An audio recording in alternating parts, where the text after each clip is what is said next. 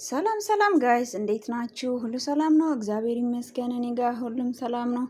ክብሩ ይስፋ ቸሩ መድኃኔዓለም እንዴት ናችሁ? ደህና ናችሁ? አዲ ብራንድ እንግዲህ ተመልሰን መጥተናል በሌላ አዲስ ዲዛይን። እንግዲህ እቺን የመሰለች ውብ ፍላወር በብላክ ያው ለመስራት ሞክረናል።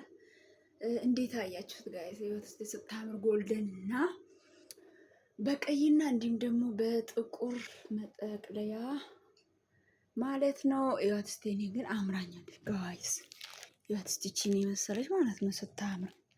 ዲዛይኗን ትንሽ ለወጥ ለማድረግ ሞክሬያለሁ። ይኸው ፕላስተሮችን እጠቀማለሁ አንዳንድ ቦታ ለማጣበቅ ሲባል እና ያው ከቀን ቀን እንግዲህ ዲዛይኖችን እያየሁኝ ስልክ ላይ ነው መሞክረው ማለት ነው። እንግዲህ አዲ ብራንድ የምትለዋ ነገር አትረሴ ነው።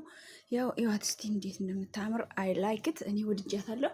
እናንተ እንዴት ነው? ይዋት እስቲ ስታምር ይዋት እስቲ ዋው ዋው አይ ላይክት እኔ ወድጃለሁ። እናንተም እንደምትወዱት ተስፋ አድርጋለሁ። እቺን ይመስል ቆንጆ ፍላወር እንግዲህ እየተለማመርን ነው፣ ፕራክቲስ እያደረግን ነው። እንደምነግራችሁ ሁልጊዜም ያውቺ የሽንኩርት ማምጫ አጎበር ነገር ናት። ይሄም ደግሞ ዱቄት የሚገዛበት ወረቀት ነው።